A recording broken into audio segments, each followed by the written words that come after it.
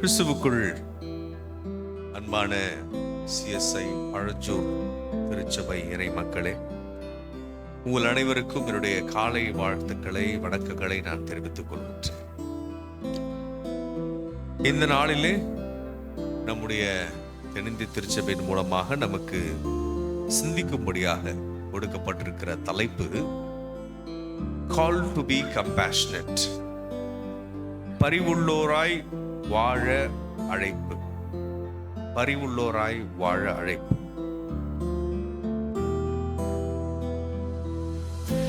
தற்கால உலக சூழ்நிலையிலே நாம் பார்க்கும் பொழுது ஒரு சுயநலமான ஒரு சமுதாயத்திலே நாம் வாழ்ந்து கொண்டிருக்கின்றோம்.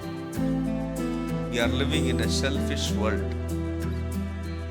இந்த சுயநலமான சமுதாயம் எப்படி மற்றவர்களை வெறித்து கொண்டு முன்னேறலாம் என்று பார்க்கின்ற வகை தேடுகின்ற ஒரு சமுதாயமாக இருக்கு. கிராப் மென்டாலிட்டின்னு சொல்லுவாங்க ஆங்கிலத்தில். கிராப்னா நம்ம நண்டு இருக்குல்ல, நண்டை நல்லா பாட்டிலில் போட்டுட்டு அந்த நண்டுனால வெளியே வர முடியும். அந்த பாட்டில் இருந்து ஒரு நண்டு வரும்போது இன்னொரு நண்டு என்ன பண்ணுமா, கீழே பிடிச்சி இழுத்துட்டு அது போகும். ஏதோ போறதை பார்த்து இன்னொரு நண்டு என்ன பண்ணோம், அதை பிடிச்சி கீழே இழுத்து மறுபடியும் என்ன பண்ணோம். இப்படி கிராப் மென்டாலிட்டி என்ற உலக போக்கிலே நாம் வாழ்ந்து கொண்டிருக்கின்றோம்.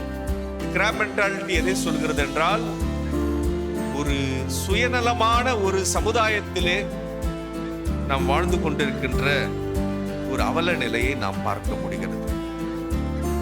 இந்த லெந்து காலங்கள் குறிப்பாக நம்முடைய சுயத்தை வெறுத்து, the selfishness of in me, அல்லது என்னுள் காணப்படுகின்ற இந்த சுயநலத்தை வெறுத்து என்னுள் ஒரு பெரிய மாற்றத்தை உருவாக்க வேண்டும், என்னுள் ஒரு பெரிய மாற்றத்தை இந்த என்னை சார்ந்திருக்கின்ற என்னை சூழ்ந்திருக்கின்ற மக்கள் பார்க்க வேண்டும் என்கின்ற ஒரு மிகப்பெரிய எண்ணம் ஆண்டவர் இந்த காலங்களில் நமக்கு கொடுக்கின்றார்.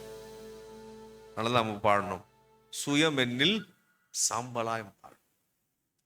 அப்போ என்னுடைய சுயத்தை வைத்து, என்னுடைய செல்ஃபிஷ்னஸ், நான் என்னை மேற்கொண்டு அநேகரை என்னுடைய சுயநலத்தினாலே நான் புண்படுத்துவதும், அவர்களை இடித்து தரைமட்டம் ஆக்குவதும், அவர்களை ஒன்றுமில்லாத ஆக்குவதும் என்னுடைய சுயநல பூங்காக இன்றைக்கு நமக்கு இருந்து வருகிறது.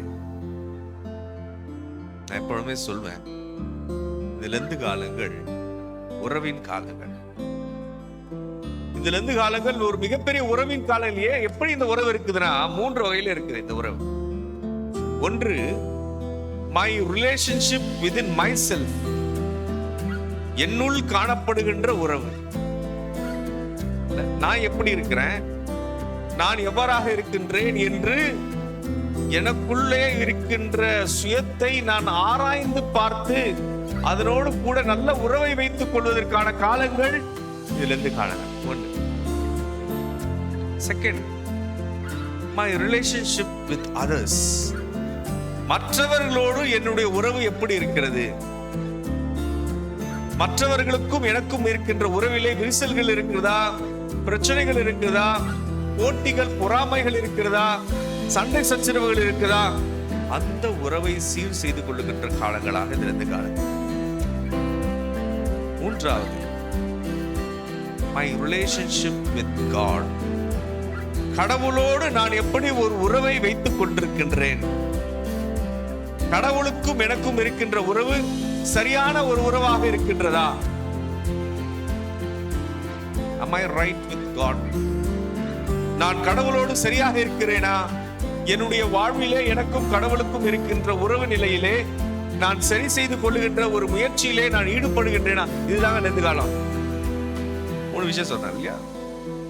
ரிலேஷன்ஷிப் வித் மைசெல்ஃப், எனக்குள் நான் வைத்துக் கொண்டிருக்கின்ற உறவு, எனக்கும் மற்றவர்களுக்கும் இருக்கின்ற ஒரு உறவு, எனக்கும் கடவுளுக்கும் இருக்கின்ற இந்த உறவுதான் நம்முடைய லெந்து காலத்தை சரி செய்கின்ற, நம்மை நோக்கி அழைத்து செல்கின்ற ஒரு மிகப்பெரிய ஒரு காலங்களாக இருக்கு. இந்த காலத்துல இதே தான் செல்ஃப் அனாலிசிஸ்ன்றாங்க.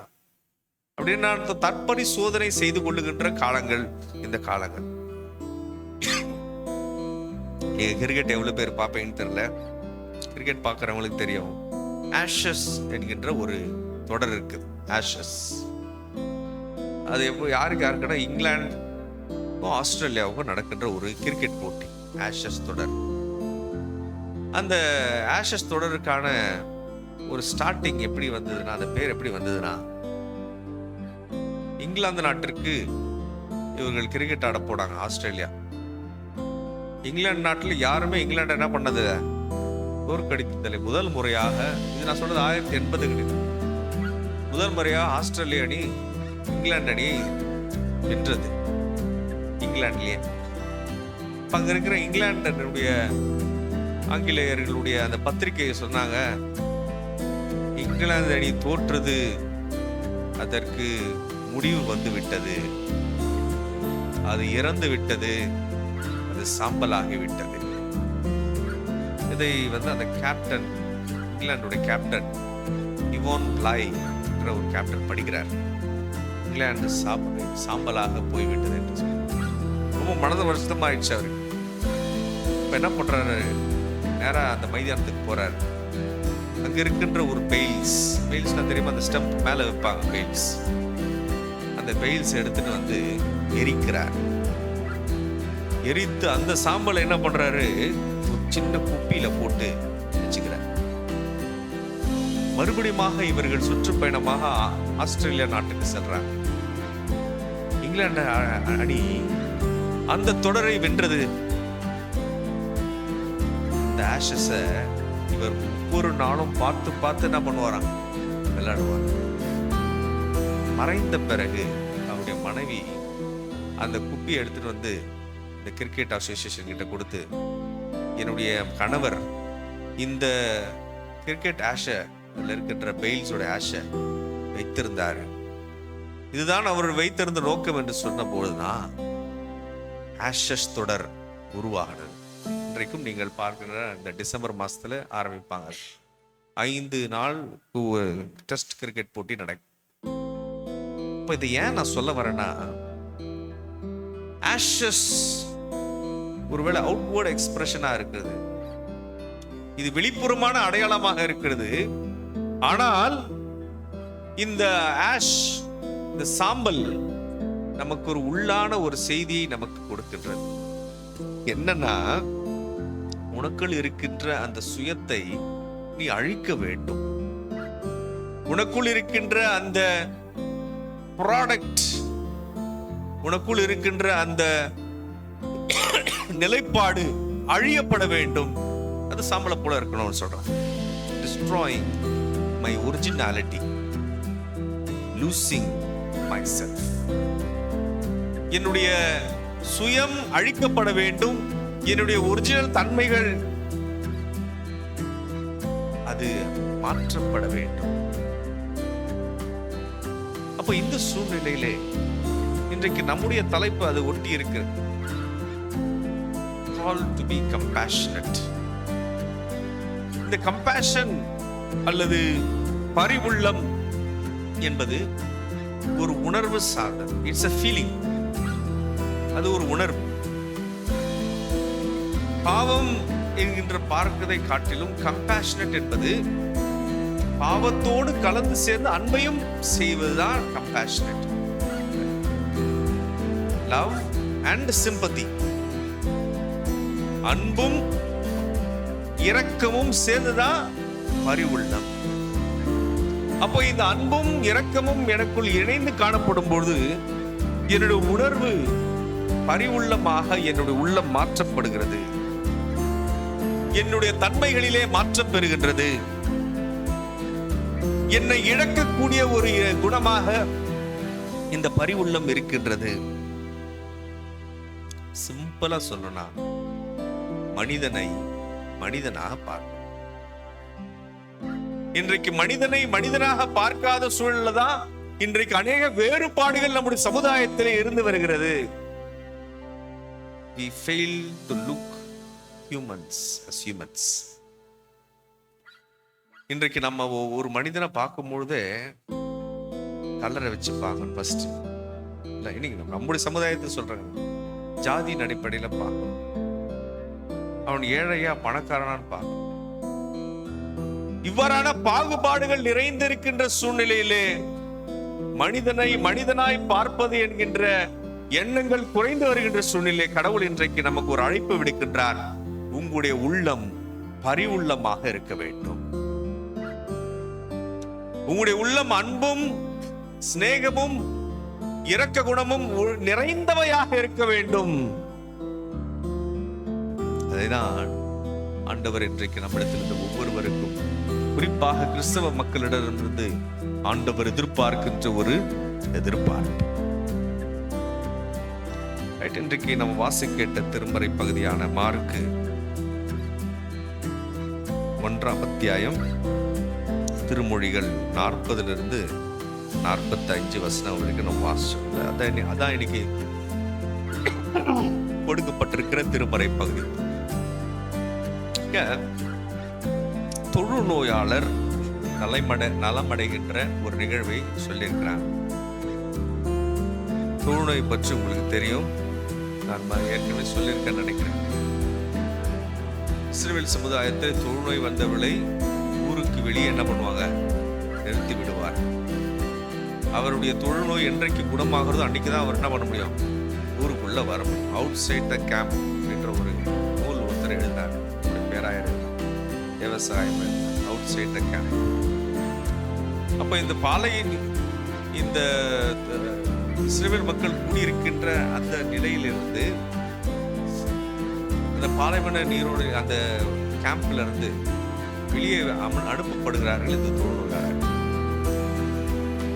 ஒரு நகரத்துக்குள்ளாக பிரவேசிக்கும் பொழுது யாருக்காவது தொழுநோய் இருந்தால் அவர்கள் உறக்க சத்தமிட்டு சொல்லணும், எனக்கு தொழுநோய் இருக்குது, என்கிட்ட வராதிங்க என்றால். தொழுநோய் ஒரு ஏர்பவுண்ட் டிசீஸ், காற்றின் மூலமாக பரவக்கூடியது. ஆனால் அந்த சூழ்நிலையிலே அந்த மக்கள் என்ன நினைச்சாங்கன்னா, தொழுநோய் பாவத்தினால் பரவக்கூடியது.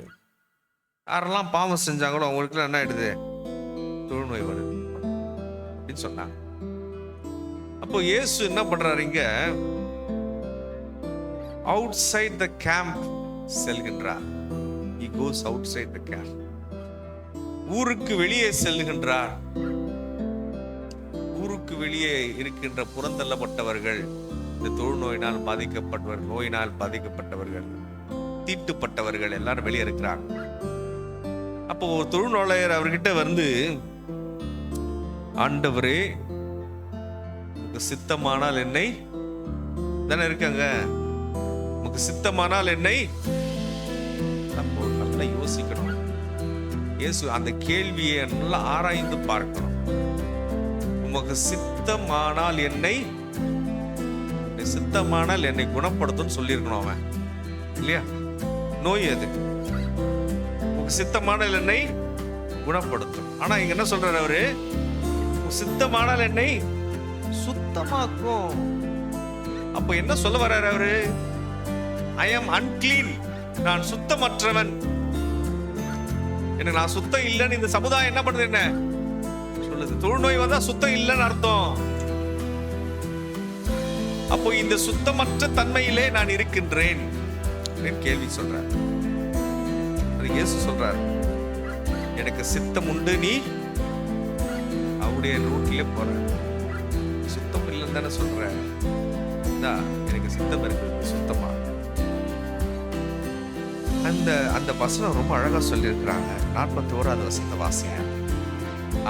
போதையா, இயேசு மனதுருகி, கம்பேஷனேட். இன்னைக்கு அதான் தலைப்பு, இயேசு மனதுருகி, எனக்கு சித்தம் உண்டு, நீ. இயேசுனுடைய ஹீலிங், அவருடைய குணப்படுத்தல 2 ஃபார்முலாவை யூஸ் பண்றார் இயேசு. ஒன்று டச்சிங், தொடுகின்றார். இயேசுவின் தொடுதல் எல்லா அற்புதங்களிலும் அடையாளங்களிலும் இயேசு தொடுகின்றார், தொட்டு குணமாக்குகின்றார். யாரெல்லாம் அவர்கிட்ட வராங்களோ, சமுதாயத்தினால் புறந்தள்ளப்படுகிறார்களோ, ஓரங்கட்டப்படுகிறார்களோ, பாவிகள் என்று எண்ணுகிறார்களோ, அல்லது ஊருக்கு வெளியே இருக்கிறார்களோ, தீண்டாமையில் இருக்கிறார்களோ, இயேசு என்ன பண்றாரு? தொடர்றார். பரிவுள்ளம் கொண்டு தொடுகின்றார். The touching of Jesus. வாசிக்கலாமா?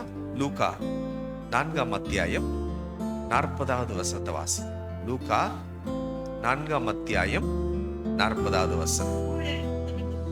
சூரியன் அஸ்தமித்த போது ஜனங்கள் எல்லாரும் வாசிங்க. பல பல மக்கள் இனங்களால் வருத்தப்பட்டவர்களை அவர்களிடத்தில் கொண்டு வந்தார்கள். வாசிங்க. அவர்கள் ஒவ்வொருவர் மேலும் அவர் தம்முடைய கைகளை வைத்து அவர்களை சுஸ்தமாக்கினார், அவளை குணப்படுத்தினார். மாலை நேரத்திலே இயேசு அமர்ந்திருக்கையில் அநேக பேர் அவர்களை கொண்டு வந்தார்கள். கொண்டு வந்தவர்களை இயேசு என்ன பண்றாரு?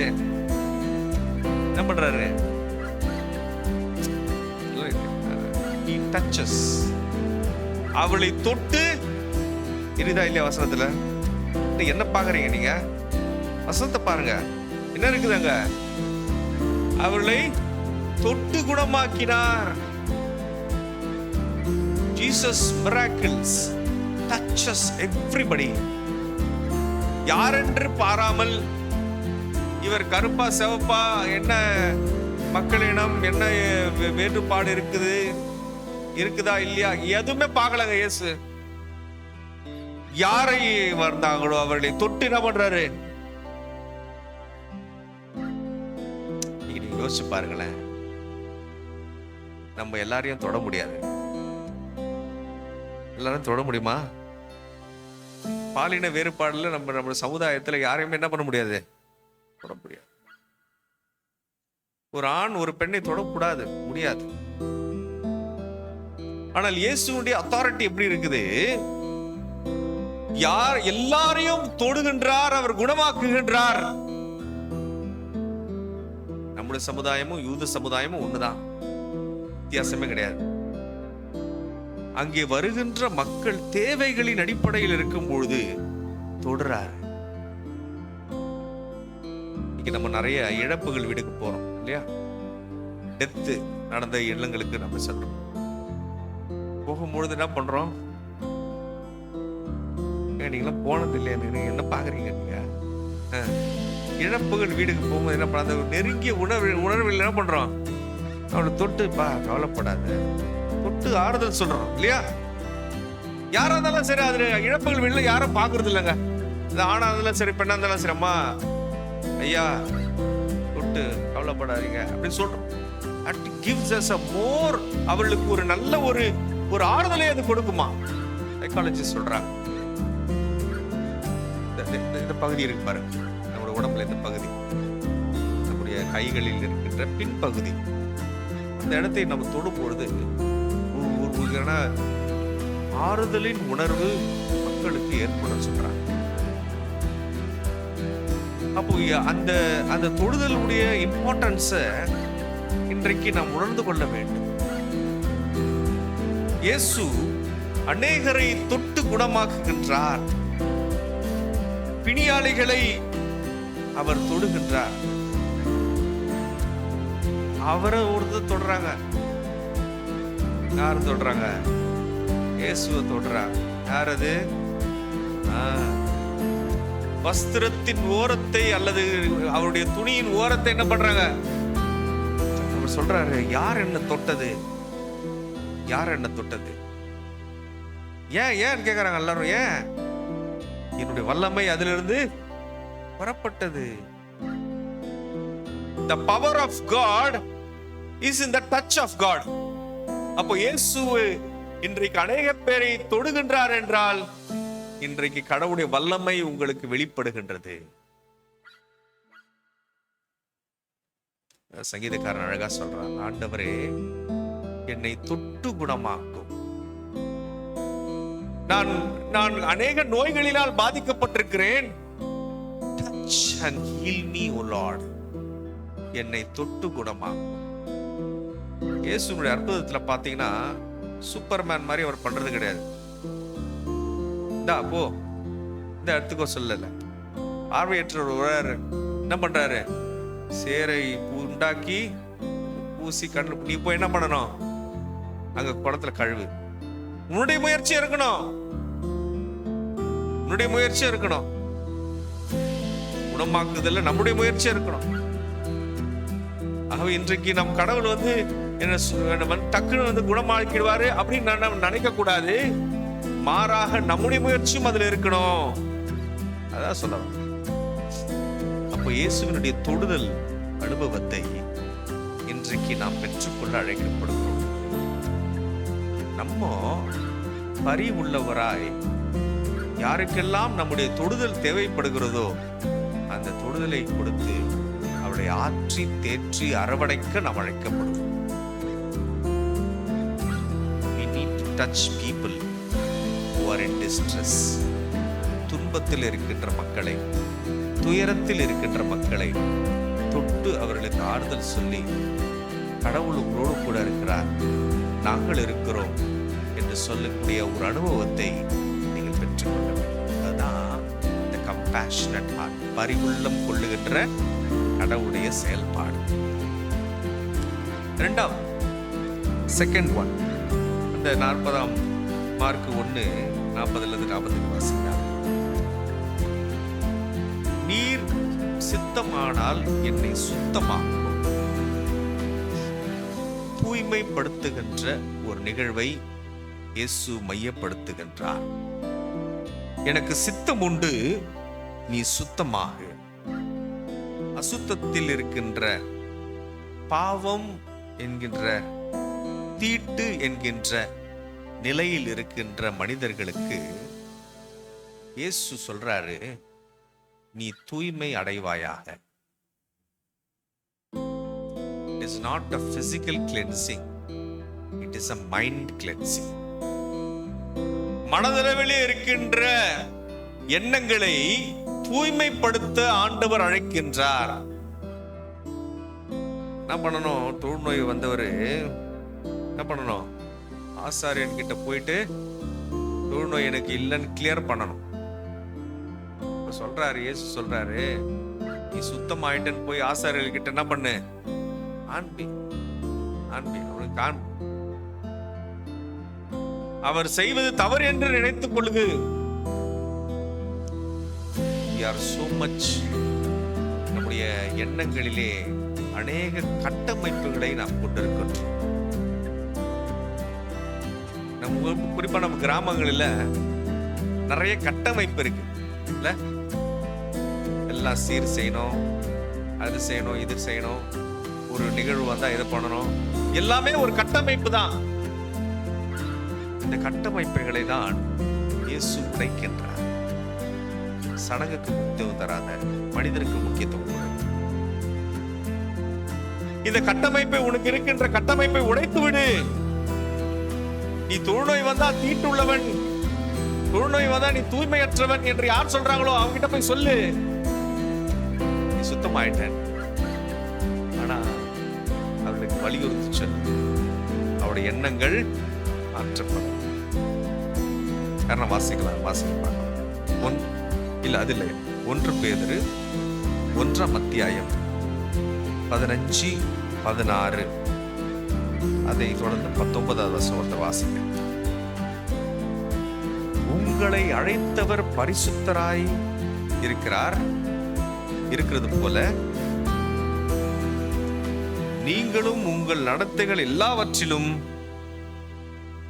பரிசுத்தராய் இருந்து, நான் பரிசுத்தர், நீங்களும் பரிசுத்தராய் இருக்க வேண்டிக் கொண்டு 19வது வசனம் வாசிக்கல. குற்றமில்லாத மாசற்ற ஆட்டுக்குட்டியாகிய கிறிஸ்துவின் விலையேற பெற்ற இரத்தத்தினாலே நீங்கள் மீட்கப்பட்டிருக்கிறீர்கள் என்று ரொம்ப அழகா சொல்றாரு இந்த திருமறை பகுதியில். நான் தூயவராய் இருக்கிறேன், நீங்களும் என்ன பண்ணுங்க, தூயவராய் இருக்கு. I am cleansed, you also be cleansed. I am holy, you also be holy. ஆனா எப்போ ஹோலியா இருக்கணும்? 19 வருஷத்துல என்ன சொல்லியிருக்காங்க? அடிங்க, மாசற்ற ஆட்டுக்குட்டியானவருடைய ரத்தத்திலே நீங்கள் என்ன பண்ணிருக்கிறீங்க? அப்ப என்ன சொல்றாங்க? என்ன சொல்ல வராங்க? அப்பனா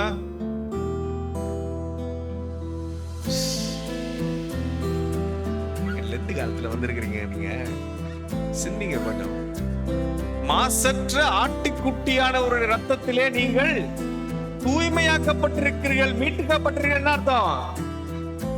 இயேசு கிறிஸ்துவின் ரத்தம் மாசற்ற ஆட்டுக்குட்டினா யாருங்க? நீங்க இவ்வளவு வருஷம் எந்த காலம் அனுசரிக்கிறீங்க? மாசற்ற ஆட்டுக்குட்டின்றவர் யாரு? இயேசு. இயேசு கிறிஸ்துவுடைய ரத்தம் உங்களை தூய்மைப்படுத்துகிறது. அதான் சொல்ல வராங்க. நான் தூயவராய் இருக்கிறேன், நீங்களும் தூயவராக. எப்படி?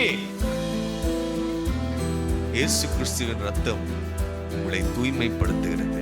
Cleansing our minds and hearts. நான் சொன்ன ஏற்கனவே ஒரு கட்டமைப்புக்குள்ளாக நம்ம இருக்கிறோம்.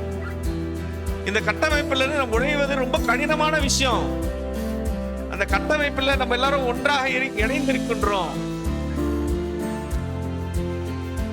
அந்த கட்டமைப்பை எப்படி நம்ம உடைக்கலாம் சொல்றாங்க. ஒரு கான்செப்ட் இருக்கு, மூளை சலவைன்னு சொல்றாங்க. மைண்ட் வாஷிங், மூளை சலவை அப்படின்னு என்ன அர்த்தம்? நம்முடைய சிந்தனைகளிலே தேவையற்றவற்றை அகற்றிவிட வேண்டும், தேவை உள்ளவற்றை நாம் எடுத்துக்கொள்ள வேண்டும். மூளை சலவை, மைண்ட் கிளென்சிங். அப்போ இந்த மூளை சலவை எப்படி செய்ய? கடவுளுடைய சிந்தனை என்னோடு கூட இருக்கும் பொழுது என்னுடைய மூளை, என்னுடைய சிந்தனை ஆட்டோமேட்டிக்கா என்ன பண்ணும்? தூயவற்றை சிந்தித்துக் கொள்ளும், தீயவற்றை ஒழித்து விடும். அப்ப மூளை சலவை செய்யக்கூடிய ஒரு ஆற்றலிலே நாம் எல்லோரும் இருக்கின்றோம் என்பதை என்ன பண்ணக்கூடாது? மறந்து விடக்கூடாது. கடவுளுடைய ரத்தம் என்னுடைய எண்ணத்தை, என்னுடைய சிந்தனையை கிறிஸ்துவுக்குள். அன்பான CSI பழஞ்சூர் திருச்சபை இறை மக்களே, உங்கள் அனைவருக்கும் என்னுடைய காலை வாழ்த்துக்களை, வணக்கங்களை நான் தெரிவித்துக் கொள்கின்றேன். இந்த நாளிலே நம்முடைய தென்னிந்திய திருச்சபையின் மூலமாக நமக்கு சிந்திக்கும்படியாக கொடுக்கப்பட்டிருக்கிற தலைப்பு Call to be compassionate. பரிவுள்ளோராய் வாழ அழைப்பு. பரிவுள்ளோராய் வாழ அழைப்பு.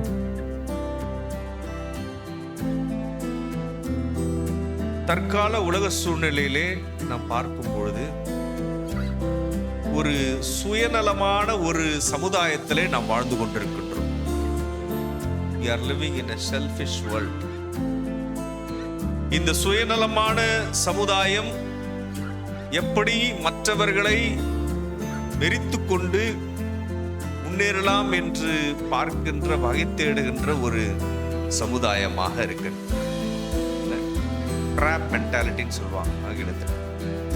கிராப்னா நம்ம நண்டு இருக்குல்ல, நண்டை நல்லா பாட்டிலில் போட்டுட்டு அந்த நண்டுனால வெளியே வர முடியும். அந்த பாட்டில் இருந்து ஒரு நண்டு வரும்போது இன்னொரு நண்டு என்ன பண்ணுமா?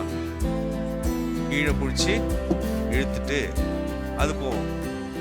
ஏதோ போறதை பார்த்து இன்னொரு நண்டு என்ன பண்ணோம்? அதை பிடிச்சி கீழே இழுத்து மறுபடியும் என்ன பண்ணோம்? இப்படி கிராப் மென்டாலிட்டி என்ற உலக போக்கிலே நாம் வாழ்ந்து கொண்டிருக்கின்றோம். கிராப் மென்டாலிட்டி எதை சொல்கிறது என்றால், ஒரு சுயநலமான ஒரு சமுதாயத்திலே நாம் வாழ்ந்து கொண்டிருக்கின்ற ஒரு அவல நிலையை நாம் பார்க்க முடிகிறது. இந்த லெந்து காலங்கள் குறிப்பாக நம்முடைய சுயத்தை வெறுத்து, the selfishness of in me, அல்லது என்னுள் காணப்படுகின்ற இந்த சுயநலத்தை வெறுத்து என்னுள் ஒரு பெரிய மாற்றத்தை உருவாக்க வேண்டும், என்னுள் ஒரு பெரிய மாற்றத்தை இந்த என்னை சார்ந்திருக்கின்ற, என்னை சூழ்ந்திருக்கின்ற மக்கள் பார்க்க வேண்டும் என்கின்ற ஒரு மிகப்பெரிய எண்ணம் ஆண்டவர் இந்த காலங்களில் நமக்கு கொடுக்கின்றார். அதனாலதான் நம்ம பாடணும், சுயம் என்னில் சாம்பலாய்.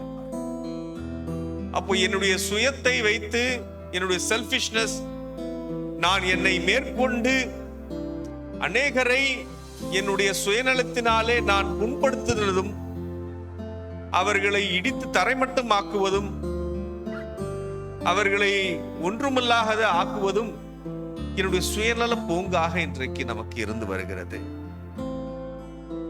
நான் எப்பொழுதுமே சொல்வேன், இந்த லெந்து காலங்கள் உறவின் காலங்கள். இந்த லெந்து காலங்கள் ஒரு மிகப்பெரிய உறவின் காலம். ஏன், எப்படி இந்த உறவு இருக்குதுன்னா 3 வகையில இருக்குது இந்த உறவு. ஒன்று, my relationship within my self, என்னுள் காணப்படுகின்ற உறவு. நான் எப்படி இருக்கிறேன், நான் எவ்வாறாக இருக்கின்றேன் என்று எனக்குள்ளே இருக்கின்ற சுயத்தை நான் ஆராய்ந்து பார்த்து அதனோடு கூட நல்ல உறவை வைத்துக் கொள்வதற்கான காலங்கள் இதுல இருந்து காலங்கள். ஒன்று.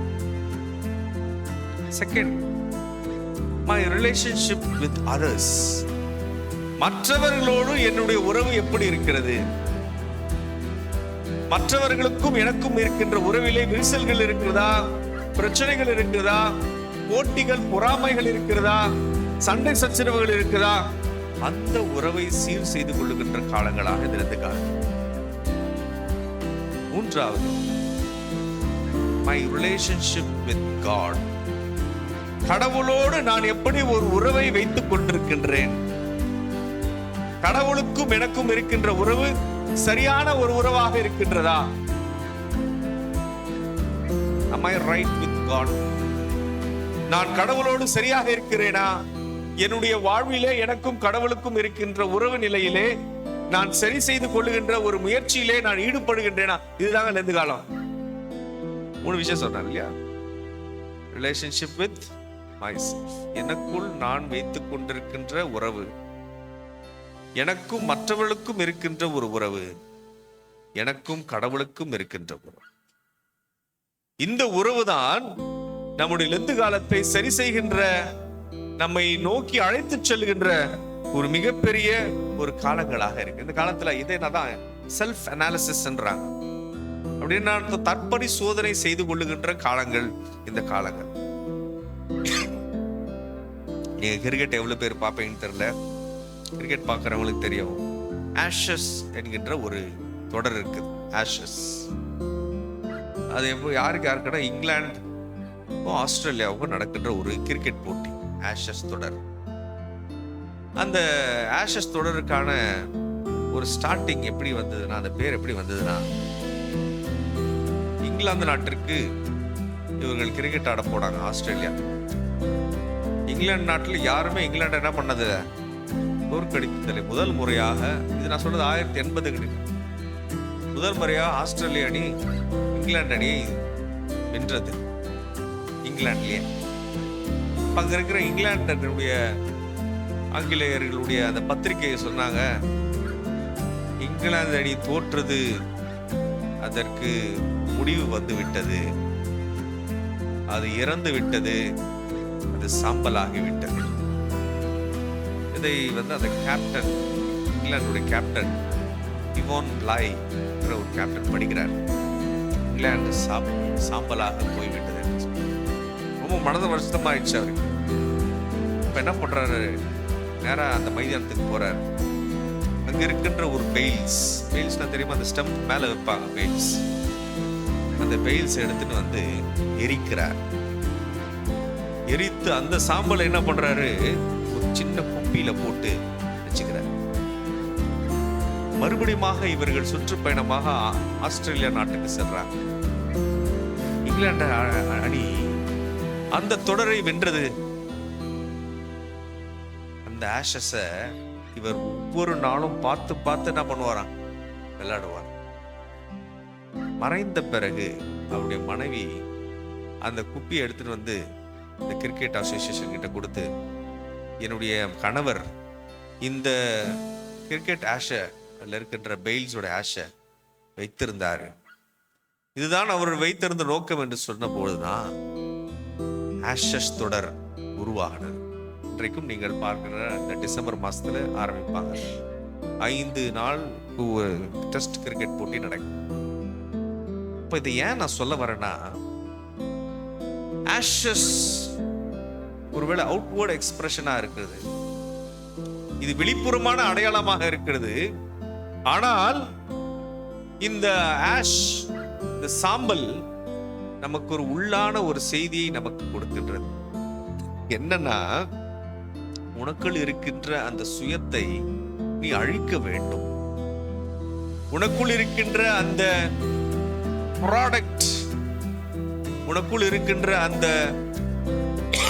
நிலைப்பாடு அழியப்பட வேண்டும். அது சாம்பலை போல இருக்கணும்னு சொல்றேன். Destroying my originality, losing myself. என்னுடைய சுயம் அழிக்கப்பட வேண்டும். என்னுடைய ஒரிஜினல் தன்மைகள் அது மாற்றப்பட வேண்டும். அப்ப இந்த சூழ்நிலையிலே இன்றைக்கு நம்முடைய தலைப்பு அது ஒட்டி இருக்கிறது. Call to be compassionate. இந்த கம்பேஷன் அல்லது பரிவுள்ளம் என்பது ஒரு உணர்வு சார்ந்த, இட்ஸ் a feeling. அது ஒரு உணர்வு. பாவம் என்கின்ற பார்ப்பதை காட்டிலும் கம்பேஷனட் என்பது பாவத்தோடு கலந்து சேர்ந்து அன்பையும் செய்வதுதான் கம்பேஷனட். லவ் அண்ட் சிம்பத்தி, அன்பும் இரக்கமும் சேர்ந்துதான் பரிவுள்ளம். அப்போ இந்த அன்பும் இரக்கமும் எனக்குள் இணைந்து காணப்படும் பொழுது என்னுடைய உணர்வு பரிவுள்ளமாக என்னுடைய உள்ளம் மாற்றப்படுகிறது. என்னுடைய தன்மைகளிலே மாற்றம் பெறுகின்றது. என்னை இழக்கக்கூடிய ஒரு குணமாக இந்த பரிவுள்ளம் இருக்கின்றது. சிம்பிளா சொல்லணும்னா, மனிதனை மனிதனாக பார்க்கணும். இன்றைக்கு மனிதனை மனிதனாக பார்க்காத சூழல்ல தான் இன்றைக்கு அநேக வேறுபாடுகள் நம்முடைய சமுதாயத்திலே இருந்து வருகிறது. We fail to look humans as humans. இன்றைக்கு நம்ம ஒரு மனிதனை பார்க்கும் பொழுதே கலரை வச்சு பார்க்கணும். ஃபர்ஸ்ட் நம்முடைய சமுதாயத்தை சொல்றாங்க, ஜாதியின் அடிப்படையில பார்க்கணும். அவன் ஏழையா பணக்காரனான்னு பார்க்கணும். இவ்வாறான பாகுபாடுகள் நிறைந்திருக்கின்ற சூழ்நிலையிலே மனிதனை மனிதனாய் பார்ப்பது என்கின்ற எண்ணங்கள் குறைந்து வருகின்ற சூழ்நிலை கடவுள் இன்றைக்கு நமக்கு ஒரு அழைப்பு விடுக்கின்றார். உங்களுடைய உள்ளம் பரிவுள்ளமாக இருக்க வேண்டும்.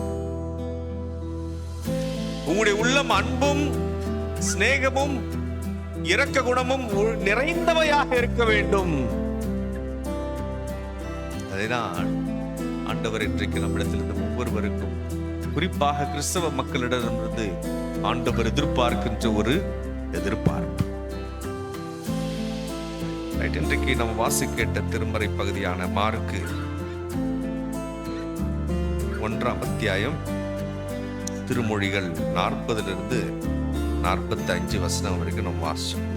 அதான் இன்னைக்கு கொடுக்கப்பட்டிருக்கிற திருமறை பகுதி. தொழுநோயாளர் நலமடைகின்ற ஒரு நிகழ்வை சொல்லியிருக்கிறார். தொழுநோய் பற்றி உங்களுக்கு தெரியும், நான் ஏற்கனவே சொல்லியிருக்கேன்னு நினைக்கிறேன். இஸ்ரவேல் சமுதாயத்தில் தொழுநோய் வந்தவர்களை ஊருக்கு வெளியே என்ன பண்ணுவாங்க, நிறுத்தி விடுவார். அவருடைய தொழுநோய் என்றைக்கு குணமாகிறதோ அன்னைக்குதான் அவர் என்ன பண்ண முடியும், ஊருக்குள்ள வர முடியும். அவுட் சைட் த கேம்ப் அப்படின்ற ஒரு நூல் ஒருத்தர் எழுதினார். பேராயர் விவசாயம் அவுட் சைட் த கேம்ப். அப்ப இந்த பாலையின் இந்த இஸ்ரவேல் மக்கள் கூடியிருக்கின்ற அந்த நிலையிலிருந்து அந்த பாலைவன நீரோடு அந்த கேம்ப்ல இருந்து வெளியே அனுப்பப்படுகிறார்கள் இந்த தொழுநோயாளர்கள். ஒரு நகரத்துக்குள்ளாக பிரவேசிக்கும் பொழுது யாருக்காவது தொழுநோய் இருந்தால் அவர்கள் உறக்க சத்தமிட சொல்லணும், எனக்கு தொழுநோய் இருக்குது, என்கிட்ட வராதிங்க என்றால். தொழுநோய் ஒரு ஏர்பவுண்ட் டிசீஸ், காற்றின் மூலமாக பரவக்கூடியது.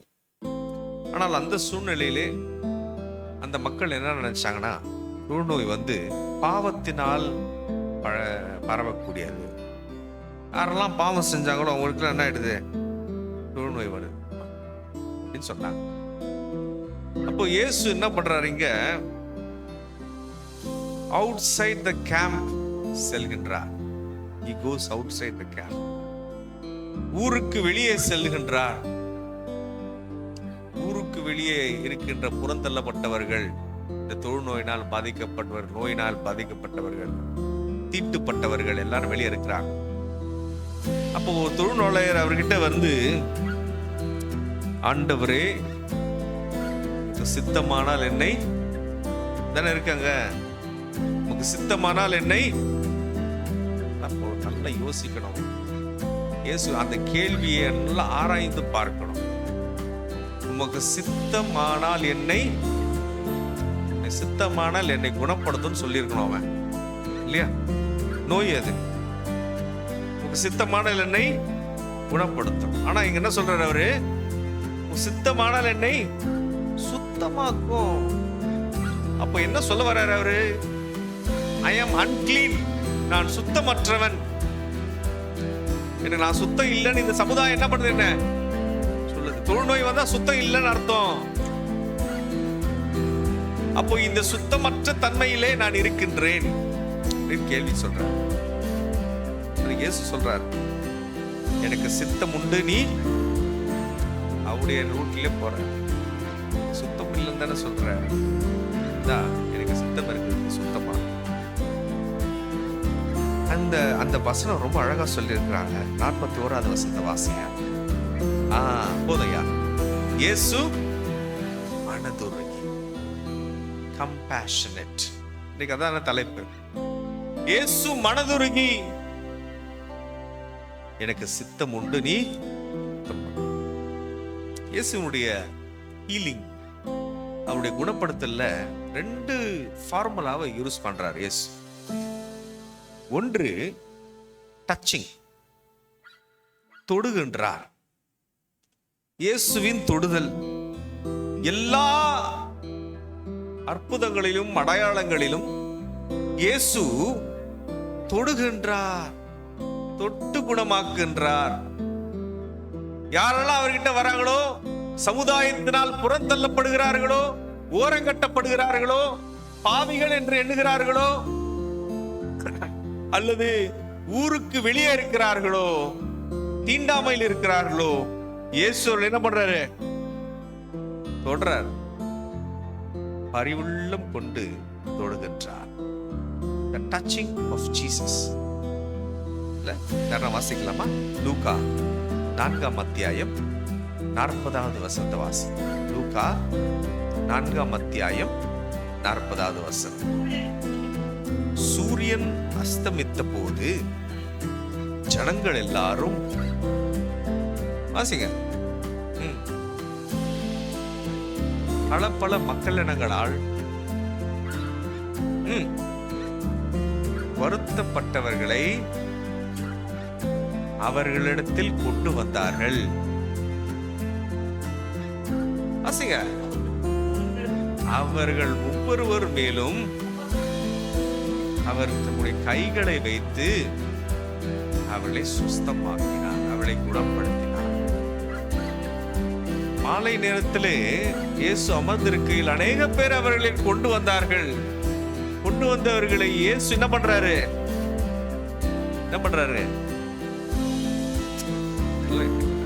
He touches.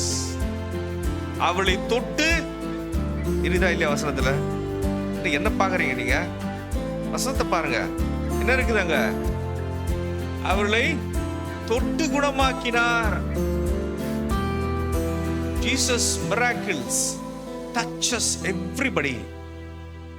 யாரென்று பாராமல், இவர் கருப்பா சிவப்பா, என்ன மக்களிடம் என்ன வேறுபாடு இருக்குதா இல்லையா, எதுவுமே பார்க்கலங்க. இயேசு யாரை வந்தாங்களோ அவர்களை தொட்டு என்ன பண்றாரு? நீங்க யோசிச்சு பாருங்களேன், நம்ம எல்லாரையும் தொட முடியாது. எல்லாரும் தொட முடியுமா? பாலின வேறுபாடுல நம்ம சமுதாயத்துல யாரையுமே என்ன பண்ண முடியாது. ஒரு ஆண் ஒரு பெண்ணை தொடக்கூடாது, முடியாது. ஆனால் இயேசுடைய அத்தாரிட்டி எப்படி இருக்குது? யார் எல்லாரையும் தொடுகின்றார், அவர் குணமாக்குகின்றார். நம்முடைய சமுதாயமும் யூத சமுதாயமும் ஒண்ணுதான், வித்தியாசமே கிடையாது. அங்கே வருகின்ற மக்கள் தேவைகளின் அடிப்படையில் இருக்கும் பொழுது தொடுறாரு. இங்க நம்ம நிறைய இழப்புகள் வீடுக்கு போறோம் இல்லையா? டெத்து நடந்த இல்லங்களுக்கு நம்ம சொல்றோம். போகும்பொழுது என்ன பண்றோம்? நீங்களும் போனது இல்லையா? நீங்க என்ன பாக்குறீங்க? இழப்புகள் வீடுக்கு போகும்போது என்ன பண்ண, அந்த நெருங்கிய உணர்வில் என்ன பண்றோம்? அவனை தொட்டுப்பா, கவலைப்படாத, தொட்டு ஆறுதல் சொல்றோம் இல்லையா? யாரா இருந்தாலும் சரி, அது இழப்புகள் வீடுல யாரும் பாக்குறது இல்லைங்க. அது ஆணா இருந்தாலும் சரி, பெண்ணா இருந்தாலும் சரி, அம்மா ஐயா தொட்டு கவலைப்படாதீங்க அப்படின்னு சொல்றோம். That gives us a more, அவளுக்கு ஒரு நல்ல ஒரு ஆறுதலை அது கொடுக்குமா? சைக்காலஜிஸ்ட் சொல்றாங்க. இந்த பகுதி இருக்கு பாருங்க, நம்ம உடம்புல இந்த பகுதி, நம்முடைய கைகளில் இருக்கின்ற பின்பகுதி, இந்த இடத்தை நம்ம தொடும் பொழுது ஒரு ஆறுதலின் உணர்வு மக்களுக்கு ஏற்படும் சொல்றாங்க. அப்போ அந்த தொடுதலுடைய இம்பார்ட்டன்ஸை இன்றைக்கு நாம் உணர்ந்து கொள்ள வேண்டும். இயேசு அநேகரை தொட்டு குணமாக்குகின்றார். பிணியாளிகளை அவர் தொடுகின்றார். அவரை ஒருத்தர் தொடுறாங்க. யார் தொடுறாங்க? இயேசுவை தொடுறாங்க. யார் அது? வஸ்திரத்தின் ஓரத்தை அல்லது அவருடைய துணியின் ஓரத்தை என்ன பண்றாங்க? அவர் சொல்றாரு, யார் என்ன தொட்டது? யார் என்ன தொட்டது? ஏன் கேக்குறாங்க எல்லாரும். ஏன்? என்னுடைய வல்லமை அதிலிருந்து வரப்பட்டது. The power of God is in the touch of God. அப்போ இயேசு இன்றைக்கு அநேக பேரை தொடுகின்றார் என்றால் இன்றைக்கு கடவுளுடைய வல்லமை உங்களுக்கு வெளிப்படுகின்றது. சங்கீதக்காரன் அழகா சொல்றான், ஆண்டவரே என்னை தொட்டு குணமாக்கும். நான் அநேக நோய்களினால் பாதிக்கப்பட்டிருக்கிறேன். Touch and heal me, O Lord. என்னை தொட்டு குணமாக்கும். இயேசுடைய அற்புதத்துல பாத்தீங்கன்னா சூப்பர்மேன் மாதிரி அவர் பண்றது கிடையாது. போ இந்த இடத்துக்கோ சொல்லல. பார்வையற்றவர் என்ன பண்றாரு? சேரை உண்டாக்கி ஊசி கண்ணு, நீ போய் என்ன பண்ணணும்? அங்க குளத்துல கழுவு. உன்னுடைய முயற்சி இருக்கணும், உன்னுடைய முயற்சி இருக்கணும். குணமாக்குதல்ல நம்முடைய முயற்சி இருக்கணும். ஆகவே இன்றைக்கு நம் கடவுள் என்ன டக்குன்னு குணமாக்கிடுவாரு அப்படின்னு நம்ம நினைக்க கூடாது. மாறாக நம்முடைய முயற்சியும் அதுல இருக்கணும். அதான் சொல்லணும். அப்போ இயேசுவினுடைய தொடுதல் அனுபவத்தை இன்றைக்கு நாம் பெற்றுக்கொள்ள அழைக்கப்படுகிறோம். நம்ம பரிவுள்ளவராய் யாருக்கெல்லாம் நம்முடைய தொடுதல் தேவைப்படுகிறதோ அந்த தொடுதலை கொடுத்து அவளை ஆற்றி தேற்றி அரவணைக்க நாம் அழைக்கப்படுகிறோம். We need to touch people who are in distress. துன்பத்தில் இருக்கின்ற மக்களை, துயரத்தில் இருக்கின்ற மக்களை தொட்டு அவர்களுக்கு ஆறுதல் சொல்லி, கடவுள் உங்களோடு கூட இருக்கிறார், நாங்கள் இருக்கிறோம் என்று சொல்லக்கூடிய ஒரு அனுபவத்தை நீங்கள் பெற்றுக்கொள்ள வேண்டும். அதுதான் இந்த கம்பேஷனட் ஹார்ட், பரிவுள்ளம் கொள்ளுகின்ற கடவுளுடைய செயல்பாடு. இரண்டாவது, செகண்ட் ஒன், அந்த 40ஆம் மார்க் 1:40-45 வாசிங்க. நீர் சித்தமானால் என்னை சுத்தமாக்கும். தூய்மைப்படுத்துகின்ற ஒரு நிகழ்வை இயேசு மையப்படுத்துகின்றார். எனக்கு சித்தம் உண்டு, நீ சுத்தமாக. அசுத்தத்தில் இருக்கின்ற பாவம் என்கின்ற தீட்டு என்கின்ற நிலையில் இருக்கின்ற மனிதர்களுக்கு இயேசு சொல்றாரு, நீ தூய்மை அடைவாயாக. is not a physical cleansing, it is a mind cleansing. மனதளவிலே இருக்கின்ற எண்ணங்களை தூய்மைப்படுத்த ஆண்டவர் அழைக்கின்றார். என்ன பண்ணணும்? தொழுநோய் வந்தவர் என்ன பண்ணணும்? ஆசாரியன் கிட்ட போயிட்டு தொழுநோய் எனக்கு இல்லைன்னு கிளியர் பண்ணணும். சொல்றாரு, இயேசு சொல்றாரு, நீ சுத்தமாயிட்டன்னு போய் ஆசாரியர் கிட்ட என்ன பண்ணு?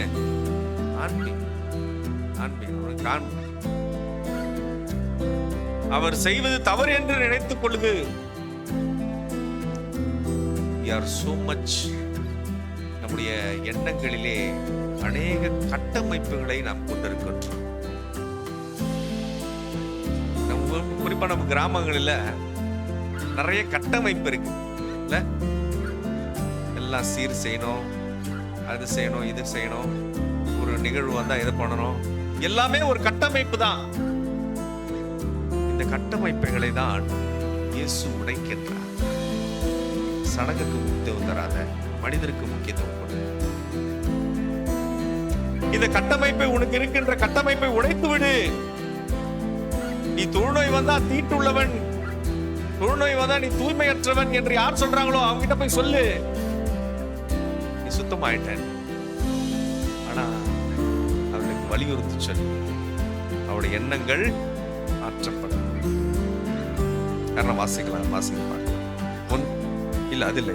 1 பேதுரு 1ஆம் அத்தியாயம் 15-16 அதை தொடர்ந்து 19வது வசனத்தை வாசிங்க. உங்களை அழைத்தவர் பரிசுத்தராய் இருக்கிறது போல நீங்களும் உங்கள் நடத்தைகள் எல்லாவற்றிலும் பரிசுத்தராய் இருந்து, நான் பரிசுத்தர் நீங்களும் பரிசுத்தராய் இருக்க வேண்டிக் கொண்டு 19வது வசனம் வாசிக்கல. குற்றமில்லாத மாசற்ற ஆட்டுக்குட்டியாகிய கிறிஸ்துவின் விலையேறப்பெற்ற இரத்தத்தினாலே நீங்கள் மீட்கப்பட்டிருக்கிறீர்கள் என்று அழகா சொல்றாரு இந்த திருமறை பகுதியில். நான் தூயவராய் இருக்கிறேன், நீங்களும் என்ன பண்ணுங்க? தூயவராய் இருக்கு. I am cleansed, you also be cleansed. I am holy, you also be holy. ஆனா எப்போ ஹோலியா இருக்கணும்? 19வது வசனத்துல என்ன சொல்லியிருக்காங்க? அடிங்க, மாசற்ற ஆட்டுக்குட்டியானவருடைய ரத்தத்திலே நீங்கள் என்ன பண்ணிருக்கிறீங்க? அப்ப என்ன சொல்றாங்க? என்ன சொல்ல வராங்க? அப்பனா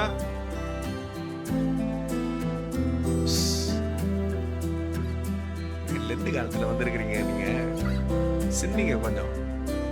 மாசற்ற ஆட்டுக்குட்டியானவருடைய ரத்தத்திலே நீங்கள் தூய்மையாக்கப்பட்டிருக்கிறீர்கள், மீட்கப்பட்டிருக்கிறீர்கள் அர்த்தம். இயேசு கிறிஸ்துவின் ரத்தம் மாசற்ற ஆட்டுக்குட்டினா யாருங்க? நீங்க இவ்வளவு வருஷம் லெந்து காலம் அனுசரிக்கிறீங்க. மாசற்ற ஆட்டுக்குட்டின்றவர் யாரு? இயேசு கிறிஸ்துவுடைய ரத்தம் உங்களை தூய்மைப்படுத்துகிறது. அதான் சொல்ல வராங்க. நான் தூயவராய் இருக்கிறேன், நீங்களும் தூயவராக. எப்படி?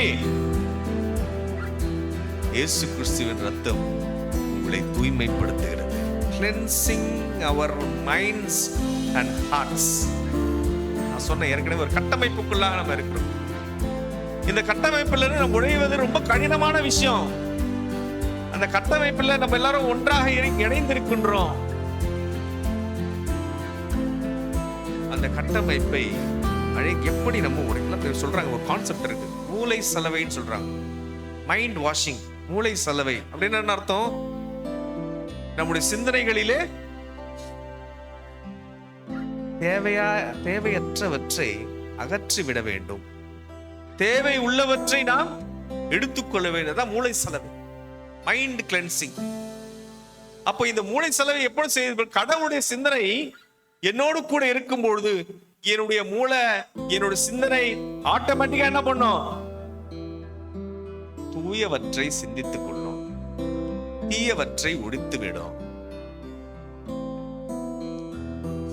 அப்ப மூளை சலவை செய்யக்கூடிய ஒரு ஆற்றலிலே நாம் எல்லோரும் இருக்கின்றோம் என்பதை என்ன பண்ணக்கூடாது, மறந்து விடக்கூடாது. கடவுளுடைய ரத்தம் என்னுடைய எண்ணத்தை, என்னுடைய சிந்தனையை தூய்மைப்படுத்துகிறது. It cleanses our hearts and minds. வாசிக்கலாம், சங்கீதக்காரன் சொல்றான் அழகா. சங்கீதம் 51வது சங்கீதம் 10வது வசனத்துல வாசிங்க. சங்கீதம் 51:10 எல்லாருக்கும் தெரிஞ்ச வசனம் தாங்க அது. கடவுளே சுத்த இருதயத்தை என்னில் சிருஷ்டியும், நிலைவரமான ஆவியை என் உள்ளத்திலே புதுப்பியும். சொல்றார், கடவுளே சுத்த இருதயத்தை என்னில், நிலைவரமான ஆவியை என்னில் புதுப்பியும். Create in me a clean heart, heart without blemish. மாசற்ற ஒரு இருதயத்தை, சுத்தமுள்ள ஒரு இருதயத்தை என்னில் உருவாக்கும். நம்முடைய பிரேயர் கூட இப்படிதான் இருக்குங்க, நம்முடைய ஜெபம் கூட இப்படிதான். ஆண்டவரே சுத்த இருதயத்தை என்னில், தீய பழக்கம் எண்ணம் எல்லாம் என் மைண்ட்ல இருந்து என்ன பண்ணணும், நல்ல ஒரு சிந்தனையை தாங்க, ஆட்டிடியூடு தாங்க, நல்ல எண்ணத்தை தாங்க, நல்ல சிந்தனை ஓட்டத்தை எனக்கு தாங்க என்று ஜெபிக்கக்கூடிய ஜெப வீரர்களாக நாம் இருக்க வேண்டும். Compassionate heart. அடுத்து பரிவுள்ளம் கொள்ளுகின்றது. எங்கிருந்து வருது, எங்கிருந்து வருது? நம்முடைய சுத்த இருதயத்திலிருந்து, சுத்த சிந்தனையிலிருந்து பரிவுள்ளம் நமக்கு தோன்றுகின்றது. Call to be compassionate. பரிவுள்ளவராய் வாழ நாம் அழைக்கப்படுகின்றோம் தான் நமக்கு தலைப்பு. அப்ப என் சிந்தனை சரியா இருந்தாதான், என்னுடைய எண்ணங்கள் சரியா இருந்தாதான் நான் பரிவுள்ளவராக என்ன பண்ண முடியும், இருக்க முடியும். என்னுடைய சுயநலத்தில் நான் இருந்தால் பரிவுள்ளம் என்னை விட்டு ஓடி போயிடும். படிக்க போறேன் ஒரு ஸ்டோரி ஒன்று படிச்சேன், ஒரு கதை. British soldiers of France, Germany soldiers போர்க்களத்தில் போது பிரிட்டிஷ் சோல்ஜர்ஸ் வெற்றி பெற்று அவர்கள் திரும்பிக் கொண்டிருக்கும் போது அந்த ஜெர்மனி சோல்ஜர் ஒருத்தர் என்ன பண்ணாரா, தண்ணி வேணும், தண்ணி வழிபட்டு பலத்த அடியில் தண்ணீர் வேண்டும் என்று சொல்லி கமாண்டர், தளபதி, ராணுவ தளபதி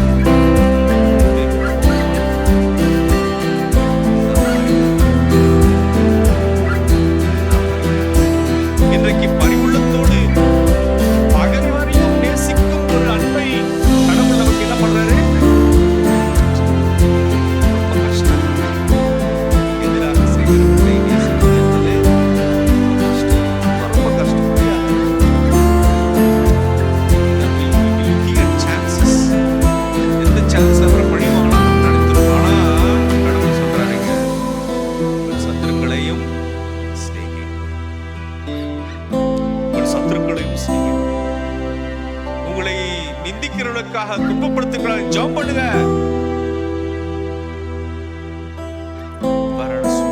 பரிவுள்ளம் நம்முடைய வாழ்க்கையில கடவுள் பரிவுள்ளவராக இருக்கிறார். God is compassionate. இன்றைக்கு நாமும் அதே பரிவுள்ளத்தோடு இருக்க அழைக்கப்படுகிறோம். ஒரே ஒரு வசனத்தை மாத்திரம் வாசித்து முடிச்சிடலாம். மீகா 6ஆம் அத்தியாயம் 8வது வசனம். மீகா 6ஆம் அத்தியாயம் 8வது வசனம். புதிய ஏற்பாட்டில் தேடாதீங்க, பழைய ஏற்பாட்டில் இரு. மீகா 6:8 வாசிக்கலாம் ஐயா, வாசிங்க. மனுஷனே, நன்மை என்னதென்று அவர் உனக்கு அறிந்திருக்கிறார். நலம் செய்து இரக்கத்தை சிநேகித்து உனக்கு கடவுளுக்கு முன்பாக மனத்தாழ்மையாய் நடப்பதை தவிர வேற என்ன கடவுள் உங்ககிட்ட எதிர்பார்க்கிறார்? அழகா சொல்லியிருக்காங்களே, மனம் இறங்கி மனத்தாழ்மையோடு இருந்து நீ நன்மை செய்வதை காட்டிலும் கடவுள் உங்ககிட்ட இருந்து என்ன விரும்புறாரு, வேற என்ன விரும்புறாரு? What does he expects from us rather than this? இரக்கம், மன இரக்கம் கடவுள் நம்ம கிட்ட இருந்து எதிர்பார்க்கின்ற ஒரு எதிர்பார்ப்பு. அப்ப இன்றைக்கு கிறிஸ்தவர்களாக இருக்கின்ற நாம், சர்ச்சுக்கு வருகின்ற நாம், திருமறை சுமந்து கொண்டு வந்திருக்கின்ற நாம், இரக்க குணமுள்ளவர்களாக இருக்க நாம், இதுதான் கடவுள் கிட்ட எதிர்பார்க்கிறாரு, வேற எதுவுமே கிடையாது. இந்த இரக்கம் உள்ளவர்களை மத்திய 5ஆம் அத்தியாயத்துல மலை பிரசங்கத்துல அழகா சொல்றாரு. இரக்கமுள்ளவர்கள் பாக்கியவான்கள், அவர்கள் இரக்கம். நீங்க இரக்கமுள்ளவராக இருக்கும்போது கடவுள் உங்களுக்கு இரக்கமுள்ளவராக, நீங்கள் பரிவுள்ளவர்களாக இருக்கும் பொழுது கடவுள் உங்களுக்கு பரிவுள்ளவராக இருக்கின்றார் என்பதை நாம் மறந்துவிடக் கூடாது. அருமையானவர்களே, அன்புக்குரியவர்களே, சற்று சிந்தித்து பார்ப்போம். பரிவுள்ளவராய் இருக்க ஆண்டவர் என்ன அழைக்கின்றார்? ஒருவேளை இந்த லெந்து காலத்திலே அவராக உள்ளாதவராய் நாம் இருப்பினும் இருக்கின்றார். ஆண்டவர் இன்றைக்கு நமக்கு ஒரு அழைப்பு கொடுக்கிறார், பரிவுள்ளவராய். இயேசு கிறிஸ்துவுடைய ஊழியத்துல 2 மிக முக்கியமான ஊழியத்தை நம்ம சிந்திச்சு. ஒன்று டச்சிங், தொடுதல். 2வது கிளென்சிங், தூய்மைப்படுத்துதல். இந்த 2 பரிவுள்ளமான செயல்களை நம்முடைய வாழ்க்கையிலும் செய்து வர இரக்கமுள்ளவர்களாக இருக்க ஆண்டவர் நமக்கு உதவி செய்வார்.